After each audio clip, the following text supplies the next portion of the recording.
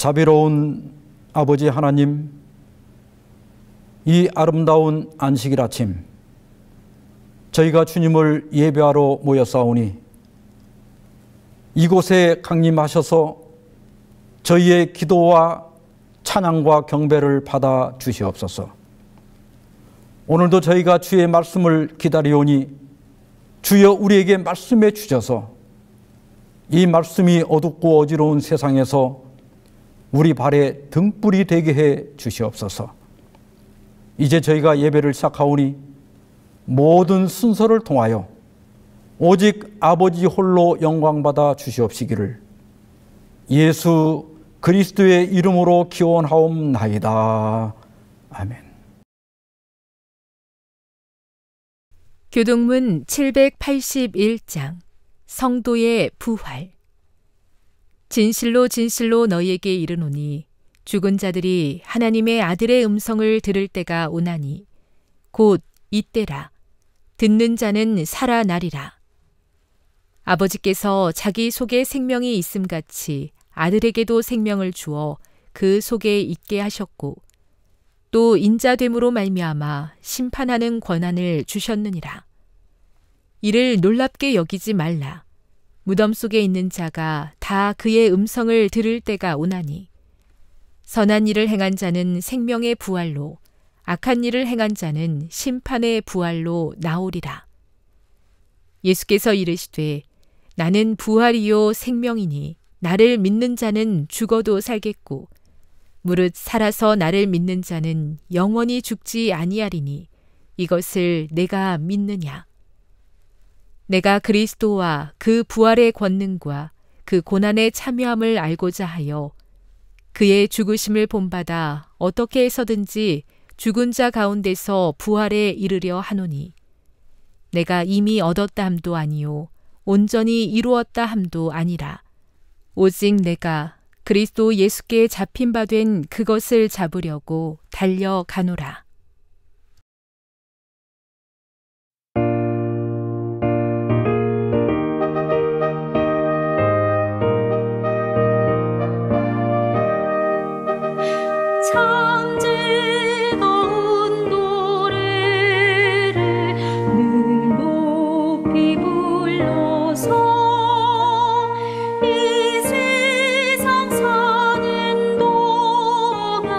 주 찬양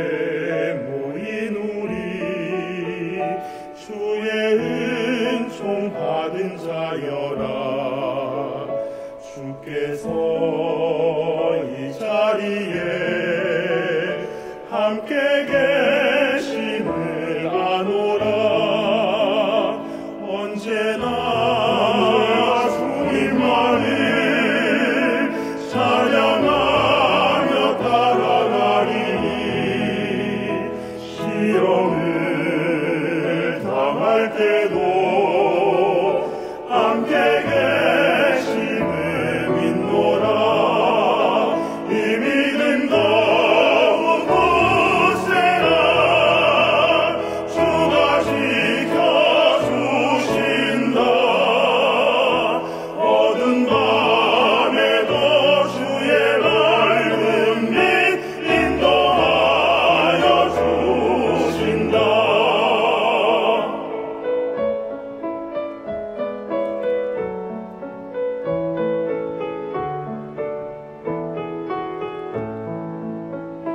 주님이 뜻하시니 헤아리기 어렵더라도 언제나 주변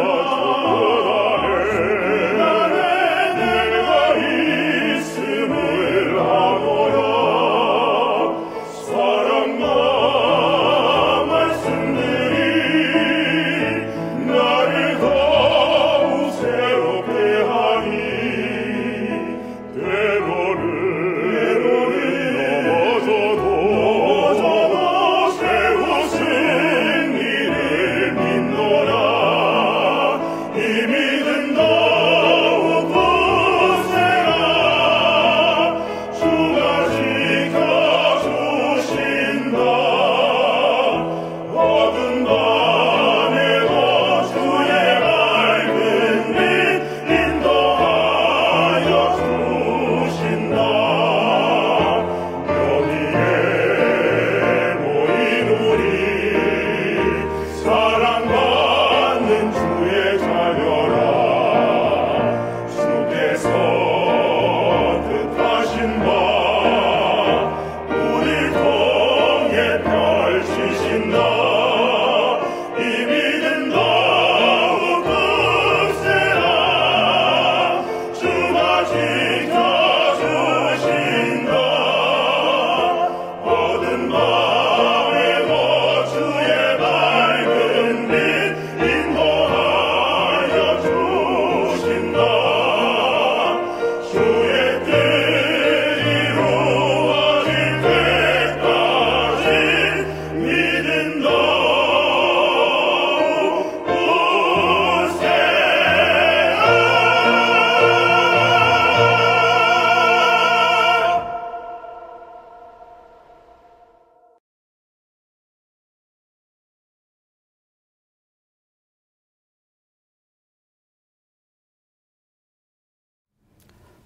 먼저 하나님의 말씀 히브리서 11장 35절을 제가 봉독하겠습니다.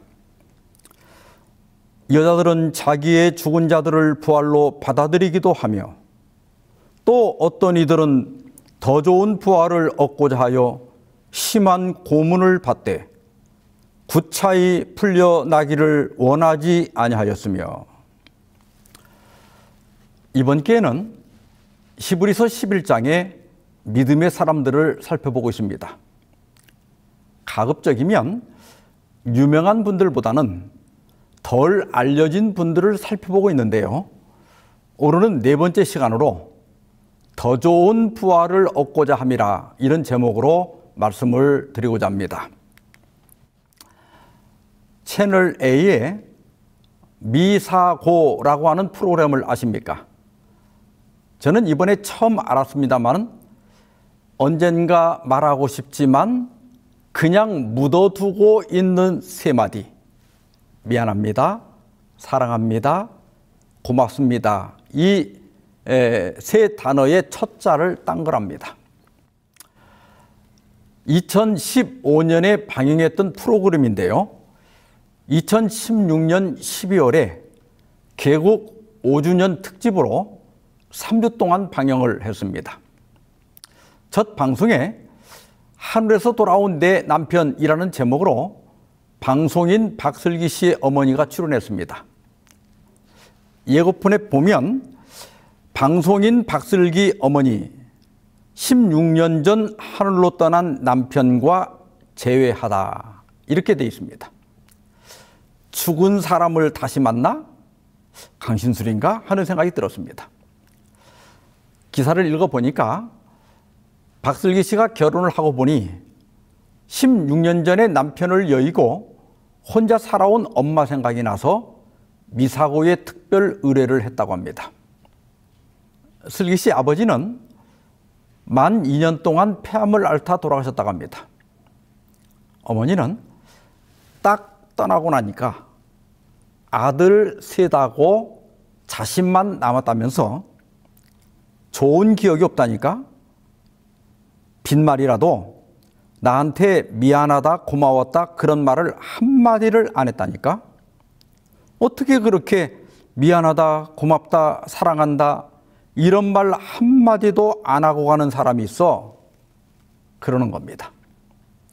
그러면서도 혹시라도 나에게 슬기 아빠가 돌아오는 그런 시간이 하루라도 주어진다면 잘해줄 것 같아. 그곳에서 잘 있었냐고.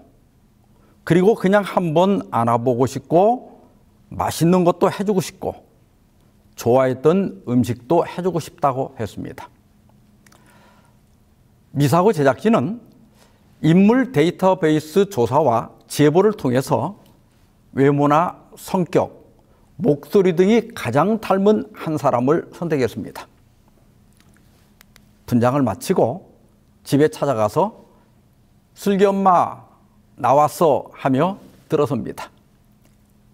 그 순간 슬기 엄마는 너무 똑같이 닮았다면서 놀라워하는 겁니다. 그렇게 해서 비록 대역이지만 꿈에도 그리던 남편을 만나게 됩니다. 오랜만에 만나 부부처럼 포옹도 하고 하지 못했던 말도 하고 또 그동안 혼자 살아온 이야기도 합니다. 그리고 옛날에 같이 타고 다녔던 오토바이도 타고 노래방에 가서 노래도 부르면서 하루를 보냅니다. 그리고 저녁이 되자 남편은 평생 처음으로 꽃다발을 선물합니다. 그리고 칼국수를 끓여주겠다고 부엌으로 갑니다. 남편을 꼭 닮은 뒷모습을 보더니 슬기 엄마는 안방에 들어가서 눈물을 흘립니다. 저녁을 먹고 이제 다시 이별할 시간이 되었습니다. 슬기 엄마는 옛날에는 엄청 원망을 했지만 다 털어버렸으니까 내가 갈 때까지 평안히 있으라는 인사로 방송이 끝납니다. 요즘은 과학기술이 발달해서 사별한 가족들을 가상현실에서 만날 수 있습니다. MBC에서는 VR로 사별한 딸, 또 아내, 엄마, 아들을 만나는 너를 만났다라는 프로그램을 4차례 방영했는데 보는 내내 얼마나 목이 메었는지 모릅니다. 작년에는 국방홍보원 KFN에서 야간 훈련 중에 서해상에 추락해 순직한 조종사 박인철 소령을 AI로 복원해서 엄마와 만나는 프로그램을 방송했습니다. 인공지능을 이용하니까 얼굴이나 목소리가 너무 똑같고 마치 산 아들과 영상통화를 하는 것 같은 겁니다. 오늘 본문은 믿음으로 자기의 죽은 자들을 부활로 돌려받은 사람들에 대해서 말하고 있습니다. 이 부활은 대역이나 VR을 통한 가상현실이나 인공지능을 통해서가 아니라 사별한 가족이 진짜 살아서 돌아오는 겁니다. 성경 전서에서 부활에 관한 기사는 예수님 빼고 구약에 3번, 신약에 5번, 합계 8번이 나옵니다. 엘리야가 사르밧 과부의 아들을 살리고 엘리사가 수넴 여인의 아들을 살립니다. 심지어 한 무명의 남자는 그 시신이 죽은 엘리야의 뼈에 닿자 부활하게 됩니다. 신약에서는 예수께서 죽은 사람을 3번 살리셨는데 야이로의 딸과 나인성 과부의 아들 나사로를 살립니다. 그 외에도 베드로가 도로가를 살리고 바울이 창문에서 떨어져 죽은 유도고를 살립니다. 그 중에 자기의 죽은 자들을 부활로 돌려받은 2 사건만 살펴보고자 합니다. 먼저 열왕기상 17장 8절 9절입니다. 여호와의 말씀이 엘리야에게 임하여 이르시되 너는 일어나 시돈에 속한 사르밧으로 가서 거기 머물라. 내가 그곳 과부에게 명령하여 네게 음식을 주게 하였느니라. 엘리야는 아합 왕을 피해 그릿 시냇가에 숨었습니다. 그러나 그릿 시냇물마저 말라버리자 하나님께서는 사르밧 과부에게 가라고 했습니다. 사르밧은 지금의 레바논에 있는 페니키아 해안에 있는 작은 성읍입니다. 엘리야가 성문에 도착했을 때 마침 땔감을 줍고 있는 한 과부를 만납니다. 엘리야가 물과 빵을 달라고 했고 과부는 아들과 함께 마지막으로 먹고 죽으려던 빵을 대접합니다. 그 결과 가뭄이 끝날 때까지 밀가루와 기름이 떨어지지 않는 기적이 일어납니다. 여기까지는 다 좋습니다. 그런데 갑자기 청천벽력 같은 일이 일어납니다. 과부의 외아들이 병이 들어 심하게 앓다가 죽은 겁니다. 믿음으로 하나님의 선자를 극진히 모셨는데 큰 불행이 닥친 겁니다. 여기서 우리가 기억해야 할 것이 있습니다. 불행과 고통은 불신자들에게만 닥치는 것이 아니라 그리스도인들에게도 닥친다고 하는 사실입니다. 신실하고 열렬하고 헌신적인 사람에게도 고통과 실패와 질병과 갑작스러운 사별의 아픔이 닥칠 수 있습니다. 여인이 엘리야에게 이르되 하나님의 사람이여 당신이 나와 더불어 무슨 상관이 있기로 내 죄를 생각나게 하고 또 내 아들을 죽게 하려고 내게 오셨나이까. 이 말은 어떤 재난이나 불행을 당할 때 우리가 공통적으로 느끼는 죄책감을 보여주고 있습니다. 대선지자 엘리야와 함께 지내다 보니 과부의 양심은 더 예민해졌고 죄에 대해 더 민감해졌을 겁니다. 그러던 차에 아들이 죽은 거예요. 사르밧 과부는 목사님, 나를 징계하려고 그래서 내 아들을 죽이려고 오신 겁니까? 이러면서 따지는 겁니다. 아마 엘리야도 매우 민망하고 당황했을 겁니다. 그래서 이렇게 기도합니다. 여호와께 부르짖어 이르되 내 하나님 여호와여 주께서 또 내가 우고하는 집 과부에게 재앙을 내리사 그 아들이 죽게 하셨나이까.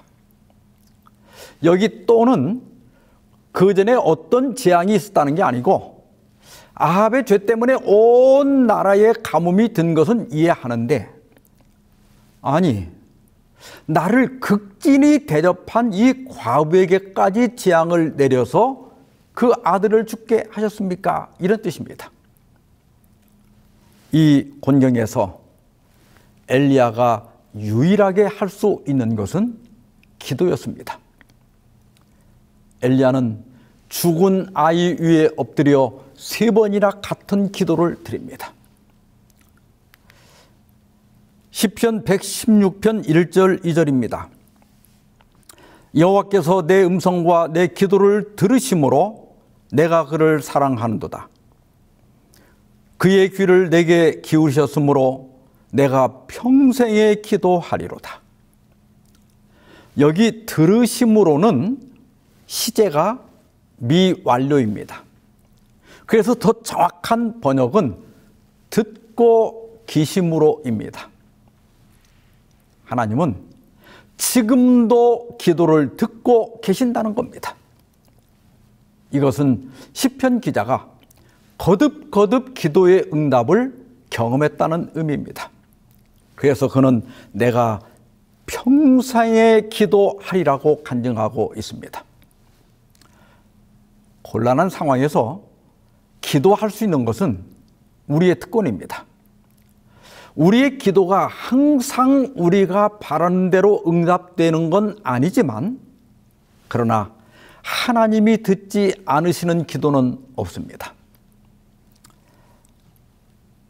아이가 병들어 죽는 것은 죄로 창조의 질서가 망가진 세상에서 자주 일어나는 우리의 일상 중에 하나입니다. 이 사건은 신실한 그리스도인에게도 불행이 닥칠 수 있지만, 그러나 하나님은 그러한 불행에서 우리를 도우신다는 것을 보여줍니다. 엘리야의 기도가 마쳤을 때 기적이 일어납니다. 그 아이의 혼, 다시 말해 생명이 돌아온 겁니다. 엘리야가 그 아이를 안고 다락에서 방으로 내려가서 그의 어머니에게 주며 이르되, 보라, 내 아들이 살아났느니라. 여인이 엘리야에게 이르되, 내가 이제야 당신은 하나님의 사람이시오 당신의 입에 있는 여호와의 말씀이 진실한 줄 아노라 하니라. 보라, 내 아들이 살아났느니라. 얼마나 많은 어머니의 아픈 가슴이 이런 말을 듣고 싶어 했을까. 그러나 그들이 신실하기만 하면 이때 들었던 말과 똑같은 기쁜 말씀을 가까운 장래에 듣게 될 것이다.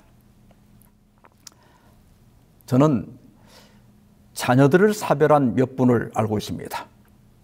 보라, 내 아들이, 내 딸이 살아났느니라. 그 아이가 죽었을 때 이런 말을 얼마나 듣고 싶었겠습니까? 그러나 우리가 이해할 수 없는 어떤 이유로 우리의 자녀들이 잠들었습니다. 지금은 사별한 자녀를 만날 수 없습니다. 그러나 우리에게는 분명한 약속이 있습니다. 머지않아 우리 주님이 오실 때 천사는 그 부활한 우리 아들, 우리 딸을 안고 보라, 네 아들, 네 딸이 살아났느니라고 말할 겁니다. 저는 이 말씀을 믿습니다. 친실한 믿음으로 그 날을 기다리다가 사별한 가족들을 다시 만나게 되기를 주의 이름으로 축원합니다. 그 다음에 신약으로 넘어와서 나사로입니다. 베다니에 사는 나사로는 누이 동생인 마르다와 마리아와 함께 예수님의 총애를 받는 제자였습니다. 예수님은 가끔 피곤하거나 인간적 우정이 그리울 때, 그리고 바리새인들을 피해 쉬고 싶을 때 나사로의 집을 찾으셨습니다. 예수께서 수전절을 맞아서 예루살렘에 가셨다가 예수님의 신분 논쟁으로 유대인들이 돌로 치려고 하자 요단 동편 페레아로 피하셨습니다. 그때 베다니에 사는 마르다와 마리아로부터 급한 전갈이 왔습니다. 주여 보시옵소서, 사랑하시는 자가 병들었나이다. 이 말은 예수님과 그들의 우애와 사랑이 얼마나 애틋했는지를 보여주고 있습니다. 두 자매는 예수께서 만사를 제쳐놓고 달려오실 줄 알았습니다. 그런데 이상하게 예수님은 죽을 병이 아니라고 하면서 이틀이나 지체를 하시는 겁니다. 페라에서 베다니까지는 약 40km, 100리나 됩니다. 부지런히 걸어가도 하루가 꼬박 걸립니다. 소식을 전하러 갔던 사람이 돌아와 예수님의 말씀을 전했지만 얼마 후에 나사로가 숨을 거두고 맙니다. 만약 예수님이 그 사람을 따라왔다면 나사로가 죽기 전에 도착하셨을 겁니다. 그런데 예수님은 이틀이 지난 후에 출발하셨고 또 가면서 이런저런 일들이 있었기 때문에 이틀 만에 예루살렘에 도착하셨습니다. 그러니까 나사로가 죽은 지 이미 나흘이 된 겁니다. 예수님이 마을 입구에 도착했다는 소식을 듣고 달려나온 마르다와 또 마리아는 똑같이 이렇게 말합니다. 주께서 여기 계셨더라면 내 오라버니가 죽지 아니하였겠나이다. 이 말에는 예수께서 죽을 병에 걸린 사람을 치료할 수 있다는 믿음과 오빠가 죽기 전에 서둘러 오지 않으신 것에 대한 원망이 섞여 있습니다. 우리도 가끔 비슷한 경험을 합니다. 우리가 정말 필요할 때 하나님이 침묵하실 때가 있습니다. 또 다른 사람의 기도는 다 들어주시는 것 같은데 내 기도만 응답하시는 것 같은 때가 있습니다. 하나님은 왜 우리가 불행에 빠지도록 내버려 두실까요? 처음 나사로에 대한 소식을 들었을 때 예수님은 이렇게 말씀하셨습니다. 이 병은 죽을 병이 아니라 하나님의 영광을 위함이요 하나님의 아들이 이로 말미암아 영광을 받게 하려 함이라. 언뜻 들으면 하나님과 예수님의 영광을 위해서 나사로가 병들고 죽었다는 말처럼 들립니다. 나사로를 죽게 그냥 놔뒀다가 그 다음에 살리셔서 하나님이 영광을 받으신다. 이게 얼마나 황당한 말입니까? 그러면 하나님은 병 주고 약 주는 분이 됩니다. 이것은 해석상의 문제인데요. 여기 하려 함이라 이 말은 헬라어 원문의 히나인데 이것은 목적이 아니라 결과로 해석해야 합니다. 다시 말해 사탄은 이 땅에 고통과 질병과 괴로움과 죽음을 가져왔습니다. 그래서 질병과 죽음은 우리의 일상 중 하나입니다.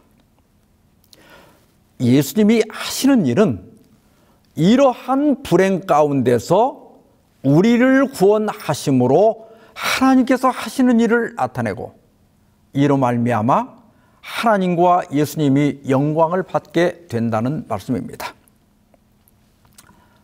이 병은 죽을 병이 아니라는 것은 나사로가 죽지 않는다는 뜻이 아닙니다.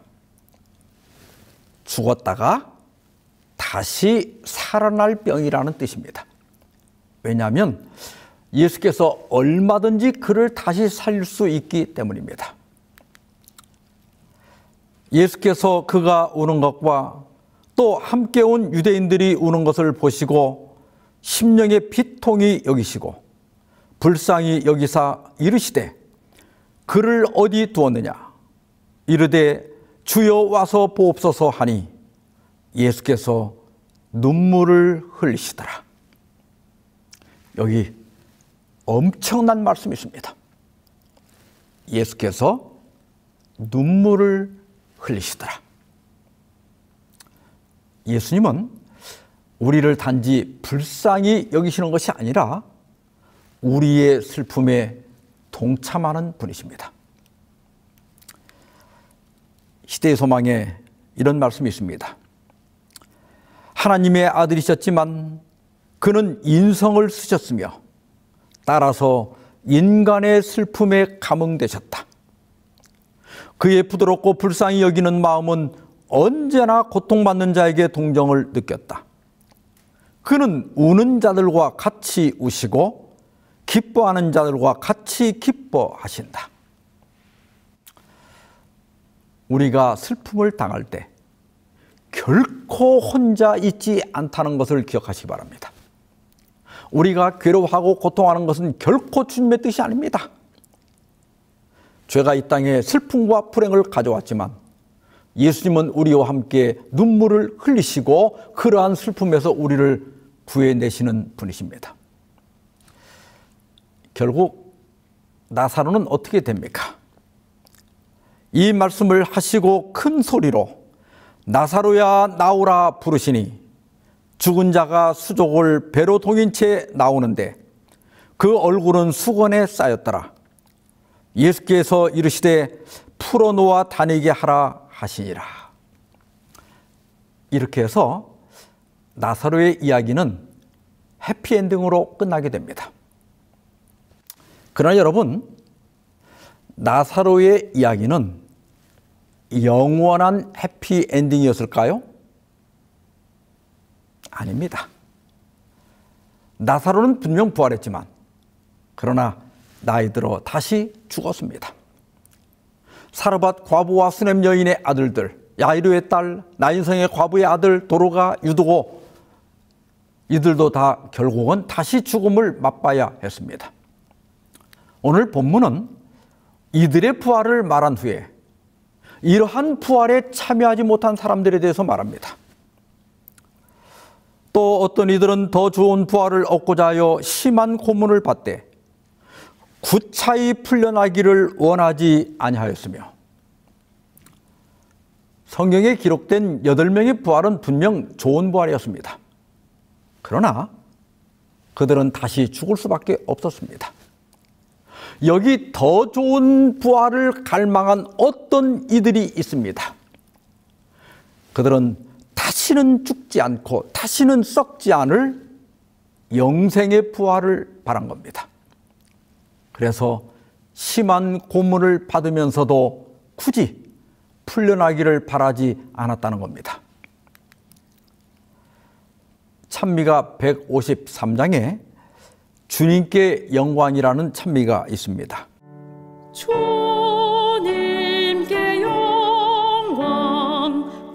주님께 영광, 부활하신 주, 사망 권세 꺾고 승리하셨네. 빛난 천사 와서 돌을 굴렸네. 세마포와 수건 개켜 놓았네. 주님께 영광, 부활하신 주, 사망 권세 꺾고 승리하셨네. 이 찬미는 본래 핸델의 오라토리오 유다 마카베우에서 제57번 합창곡인 보라 승리의 용사 돌아오도다 라는 이 유명한 곡에다가 스위스 자유교회 목사인 에드몽 부드리 목사가 사망의 권세를 꺾고 부활하신 그리스도를 찬양하는 가사를 붙인 겁니다. 핸델은 컬로든 전투에서 스코틀랜드 반란군에 승리하고 개선한 컴벌랜드 공작을 축하하기 위해서 유다 마카베오를 작곡했습니다. 이것은 유다 마카베오가 예루살렘 성전을 더럽힌 안티오쿠스 4세 군대를 몰아내고 승전한 것에 비유하여 컴벌랜드 공작의 승전을 축하하는 내용입니다. 특히 제3부의 대합창 보라 승리의 용사 돌아오도다는 개선 행진곡 중에 클라이맥스를 이루는 부분입니다. 셀레우코스 제국의 8대 군주로 즉위한 안티오코스 4세는 스스로를 에피파네스라고 불렀습니다. 에피파네스는 계시된 신을 의미합니다. 그러니까 자신이 신이라는 거죠. 그래서 그는 자신을 신으로 섬기도록 요구했고 그것을 주화에 새겼습니다. 그리고 자신을 따르지 않는 유대인들을 박해했습니다. 그는 기원전 167년에 유대교 율법을 금지하고 안식일과 할례를 금지시켰습니다. 가장 결정적인 것은 그의 12월에 성전의 제단을 치우고 그 자리에 제우스 제단을 세웠습니다. 결국 기원전 164년에 유다 마카베오가 반란을 일으켰고 성전을 탈환한 후 정화의식을 행해서 다시 봉헌했는데 이것을 기념하는 절기가 바로 수전절입니다. 유다 마카베오는 이것을 빛의 축제라고 불렀는데 랍비들은 봉헌을 의미하는 하노카라고 부릅니다. 이때의 역사를 기록한 책이 마카베오서입니다. 카톨릭과 정교에서는 1권과 2권을 정경으로 인정하고 있지만 개신교에서는 외경으로 분류하고 있습니다. 그리고 3권과 4권은 허구적인 내용이 많아서 거짓된 책, 즉 위경으로 분류하고 있습니다. 그러나 마카베오서 제1권과 2권은 신구약 중간 시대에 관한 역사적 참고 자료로 많이 활용되고 있습니다. 안티오쿠스 4세가 자기를 따르지 않는 유대인들을 구별하는 방법은 매우 간단했습니다. 유대인들을 한 줄을 세운 다음에 돼지고기를 썰어놓고 먹게 했습니다. 많은 유대인들은 불명예스럽게 사는 것보다는 죽음을 선택했습니다. 마카베오서 학원 7장에는 한 어머니와 7 아들이 이에 연루되어 처참한 고문을 받고 순교하는 가슴 아프고 영웅적인 이야기가 기록되어 있습니다. 왕은 그들을 체포하여 율법에 금지되어 있는 돼지고기를 먹으라고 강요했습니다. 첫째 아들은 조상의 법을 어기느니 차라리 죽겠다고 말했습니다. 화가 난 왕은 어머니와 다른 형제들 앞에서 첫째 아들의 혀와 사지를 자른 다음에 아직도 생명이 붙어있는 그를 뜨겁게 달군 솥에 던져 넣어서 죽였습니다. 그리고 둘째 아들을 끌어내어 머리 가죽을 벗긴 다음에 사지를 자르기 전에 돼지고기를 먹겠느냐고 물었습니다. 그러나 둘째 아들은 우주의 왕은 율법을 위해 죽은 우리에게 영원한 생명을 주실 것이다 이렇게 말하면서 결국 숨을 거뒀습니다. 그 다음에 셋째 아들을 끌어내어 혀를 내밀라고 하자 그는 혀와 손까지 내밀면서 하나님의 율법을 위해 내던진 이 손발을 다시 받을 것이라고 말했습니다. 그는 결국 혀와 손발이 잘려 죽었습니다. 넷째, 다섯째, 여섯째 아들도 같은 방식으로 죽임을 당했습니다. 이제 마지막 7째 아들이 남았습니다. 왕도 너무 심했다고 생각을 했는지 막내 아들을 불러서 내가 조상의 관습을 버린다면 내가 많은 재물을 주어서 행복하게 살게 해주고 높은 벼슬도 주겠다고 설득했습니다. 막내 아들이 들은 채도 하지 않자 왕은 어머니를 가까이 오라고 한 다음에 저 막내를 잘 설득해서 목숨을 건지게 하라고 말했습니다. 어머니는 알았다고 대답한 다음에 막내에게 가서 말했습니다. 이 도살자를 무서워하지 말고 내 형들에게 부끄럽지 않은 태도로 죽음을 달게 받아라. 그러면 하나님의 자비로 내가 너를 너의 형들과 함께 다시 만나게 될 것이다. 그러자 막내는 나도 선조들이 전해준 율법을 지키기 위해 내 몸과 생명을 기꺼이 바치겠다고 말했습니다. 안티오쿠스는 미친 듯이 격분하여 형들보다 더 모질게 고문한 다음에 그를 죽였고 마침내는 그의 어머니도 죽고 말았습니다. 오늘 본문은 이러한 이름 없는 믿음의 용사들을 믿음의 전당에 올리면서 이렇게 증언합니다. 또 어떤 이들은 더 좋은 부활을 얻고자 하여 심한 고문을 받되 구차히 풀려나기를 원하지 아니하였으며 그리고 조롱과 채찍질과 결박과 투옥을 당하고 돌에 맞아 죽고 톱으로 켜서 죽고 칼에 죽은 일들을 나열한 다음에 38절에서 이런 사람은 세상이 감당하지 못하느니라 하였습니다.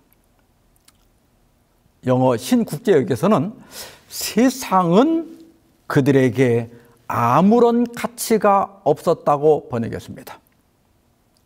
그들은 잠깐 있다 사라질 이 세상 것들에게는 아무런 관심이 없었습니다. 믿음의 사람들은 더 영원하고 더 좋은 부활을 얻기 위해 모든 것, 심지어 목숨까지 기꺼이 포기했습니다. 늦게 오신 예수님을 원망하는 마르다에게 예수님은 이렇게 말씀하셨습니다. 나는 부활이요 생명이니 나를 믿는 자는 죽어도 살겠고 무릇 살아서 나를 믿는 자는 영원히 죽지 아니하리니 이것을 내가 믿느냐. 여러분도 이 말씀을 믿습니까? 아멘. 저도 이 말씀을 믿습니다. 히브리서 11장 35절에 어떤 이들은 이 영원히 죽지 않을 부활, 이 더 좋은 부활을 사모한 사람들입니다. 그래서 그들에게는 이 세상은 아무런 가치가 없었습니다. 그래서 그들은 기꺼이 광야와 산과 동굴과 토굴 그리고 죽음을 선택했습니다. 저는 암과 같이 불치병에 걸린 분들을 많이 만났습니다. 삶에 대한 본능처럼 강한 것은 없을 겁니다. 어떤 분들은 자기 환부에 손을 얹고 기도해 달라고 합니다. 저는 그분들과 상담하면서 나으려고 하지 말고 살려고 하라고 공고합니다. 혹 병이 낫는다 해도 우리 모두는 결국 죽게 됩니다. 그래서 낫는 것보다는 살려고 해야 합니다. 오늘 본문의 어떤 이들은 살려고 한 사람들입니다. 그래서 그들은 육신적 생명이 아니라 믿음을 택했습니다. 그들은 예수님의 말씀대로 영원히 죽지 않습니다. 왜냐하면 그들 속에 이미 영생을 소유하고 있기 때문입니다. 모세는 믿음으로 하나님의 백성과 함께 고난받기를 잠시 죄악의 낙을 누리는 것보다 더 좋아했습니다. 그 이유는 상주심, 즉 더 좋은 부활을 바라보았기 때문입니다. 우리 이름을 믿음의 전당에 올릴 수 있도록 기도합시다. 그래서 주님 오실 때 더 좋은 부활에 참여하는 저와 여러분이 되기를 바라면서 오늘 말씀 마치겠습니다. 기도하십시다. 자비로운 주님, 더 좋은 부활을 얻고자 고문을 받되 구차히 풀려나기를 원하지 않았던 그 어떤 이들의 명단에 저희도 참여할 수 있도록 믿음을 더하여 주시옵소서. 사랑하는 가족을 사별한 주의 자녀들을 위로해 주시고 비록 이 땅에서는 헤어졌으나 주님 오시는 영광의 아침에 더 좋은 부활에 참여할 수 있도록 자비를 베풀어 주시옵소서. 이 모든 말씀을 예수님의 이름으로 기도하옵나이다. 아멘.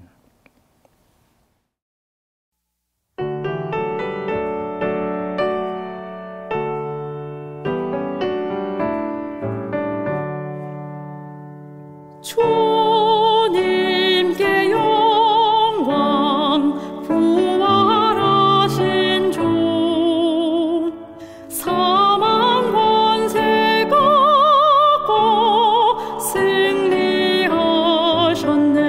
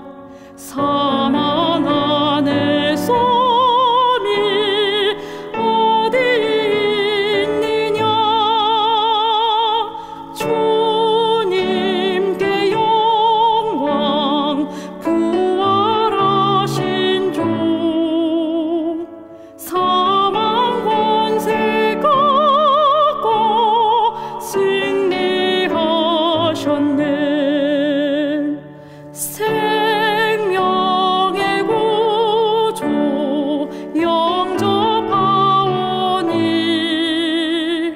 우리 안에 오사 계시옵소서.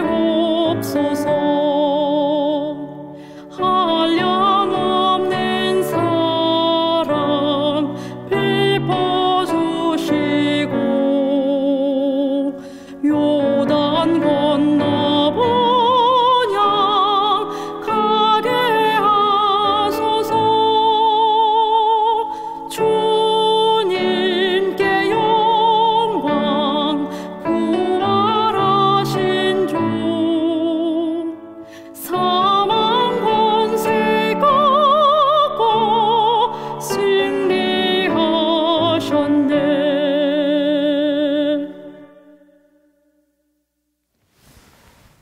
이제는 하나님 아버지의 그 크신 사랑과 예수 그리스도의 은혜와 성령의 교통하심이 너희 무리와 영원히 함께 있을지어다. 아멘.